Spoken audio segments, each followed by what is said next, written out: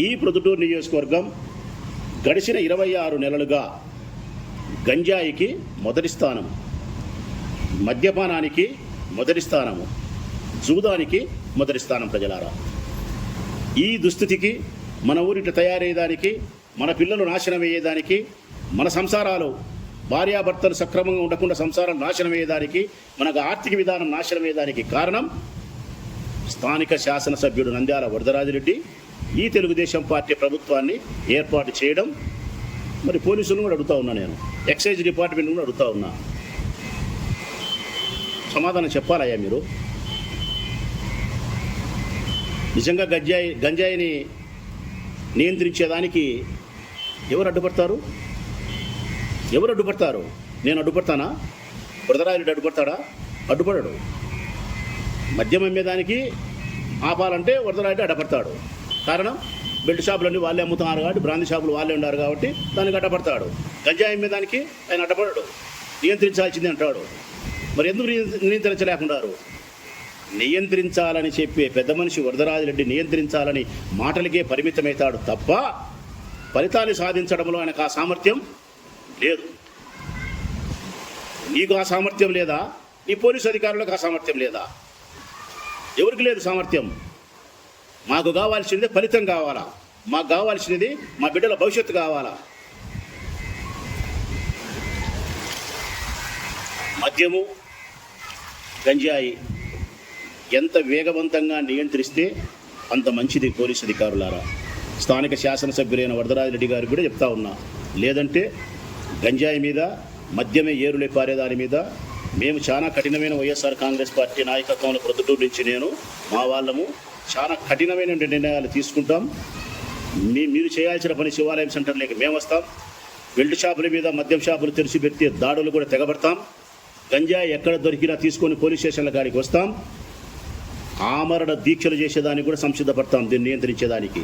ఫైనల్గా ఉత్త రిలే దీక్షలు కూడా కాదు, నేను బాగా చెప్తా ఉన్నా. నేను యువత యొక్క శక్తి నిర్వీర్యమైపోయిన తర్వాత ఆ తల్లిదండ్రులు బ్రతికున్నా ఒకటే, మరణించినా ఒకటే. నేను చెప్తాను కదా, ఏ తల్లిదండ్రులైనా తన బిడ్డలు, తన కొడుకులు చాలా బాగుండాలని కోరుకుంటారు.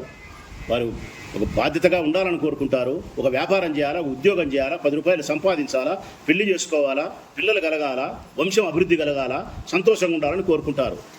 మత్తు పదార్థాలకు బానిసలైపోయి గిరినా కొడుకు మాదిరి నవ్వుకుంటా, రోడ్ల మడి తిరుగుకుంటా, ఒక పని పాట లేకుండా, వాడు వివాహానికి కూడా పెళ్ళాంతో సంసారం చేసేదాన్ని కూడా తరం కాకుండా పోతే ఏ అమ్మకు, ఏ నాయనకు బాధ కలగదు? చూసారు, నిద్రపోతున్నారా ఎమ్మెల్యే గారు ఏమన్నా? నేను వినయపూర్వకంగా విజ్ఞప్తి చేస్తా ఉన్నా, ఖచ్చితంగా కూడా హెచ్చరిక చేస్తా ఉన్నా. బంగ్యాకు మీద, ఈ మద్యపానం ఏరులే పారేదాని మీద వైఎస్ఆర్ కాంగ్రెస్ పార్టీ తొందరలోనే కఠినమైనటువంటి నిర్ణయాలు తీసుకొని ఉద్యమం రూపంలోకి వస్తాం. ఒకవైపు ఈ ఊర్లో గంజాయి ఎక్కువైతుంది, యువత నిర్వీర్యమైపోతుందని చెప్పి మేము బాధపడి పోలీస్ అధికారులకు, ప్రభుత్వానికి పాత్రికేయుల సమావేశం ద్వారా విజ్ఞప్తి చేస్తే, చోద్యం ఏంటంటే తెలుగుదేశం పార్టీ కార్యకర్తలు, నాయకులు పోలీస్ స్టేషన్ పోయి ఏఎస్పీ గారి దగ్గర పోయి, ఎక్స్ఎమ్మెల్యే రాచమల్లు గారు గంజాయి ఎక్కువ ఉంది ప్రొద్దుటూరులో అని చెప్తున్నాడు పత్రికా సమక్షంలో. ఫస్ట్ మీరు ఆయన మీద కేసు పెట్టండి, ఆయన విచారించండి. ఆయన గంజాయి ఎక్కువ ఉంది, గంపంతో దొరుకుతుందంట అంటే మనకు ఆయన తెలిసి ఉంటుంది కదా గంజాయి ఆడుండేది. మరి ఆయనే కదా విచారించాల్సింది, ఆయన మీద కేసు పెట్టాలి కదా అంటున్నారు. వింటున్నారా ప్రజలారా?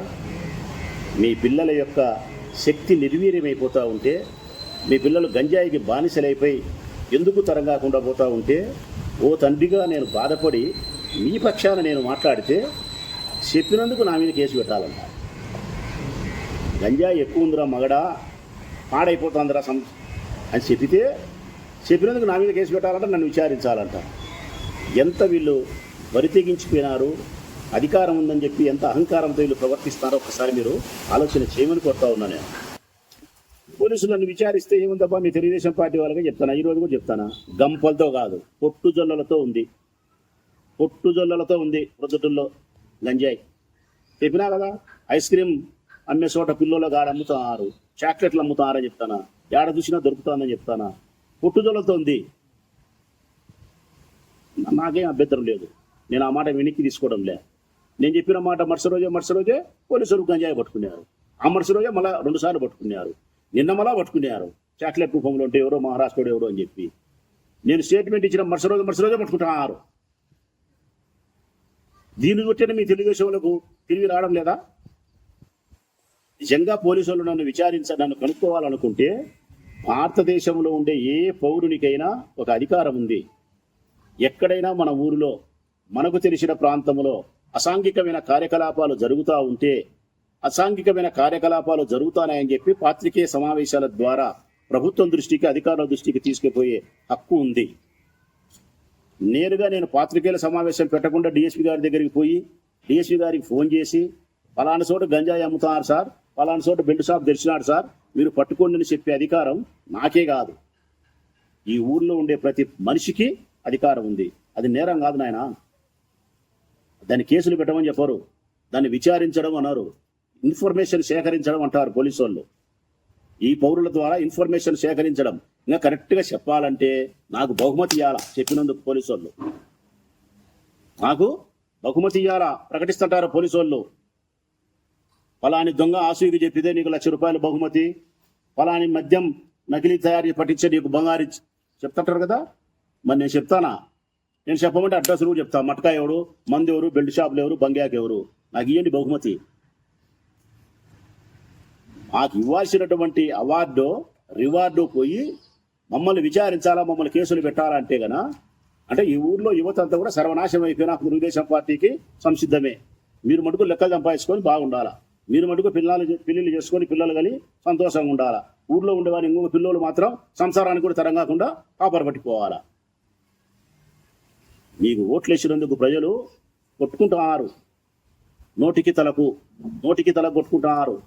ఏమి కర్మ బట్టి నా కొడుకులకు ఓటేసినాం రా సోయి, మేము ఈ తెలుగుదేశం పార్టీ వాళ్ళకు సర్వనాశనం అయిపోతుంది. మేము ఇచ్చామని సంక్షేమ పథకాలు ఇవ్వకపోయి, అభివృద్ధి చేయకపోయి, వాహనం లేకపోయా, పనులు లేకపోయా, ₹10 లెక్క లేకపోయా, ధరలన్నీ పెంచి తెచ్చిరి, ఏడ చూసినా మద్యం అమ్మిరి, బంగ్యాక్ అమ్మిరి, పిల్లోళ్ళు నాశనం అయిపోయి, ఆ మొగులు తాగి వచ్చి కొంపకు ₹1 లెక్క లేకుండా తాగి తూలుతా ఇళ్ళకి రావట్టు బీదోళ్ళు అని వాళ్ళు నోటికి నెత్తికి కొట్టుకుంటున్నారు. బీదోళ్ళు చెప్పినా కదా నేను మీకు. అక్టోబర్లో గోరీ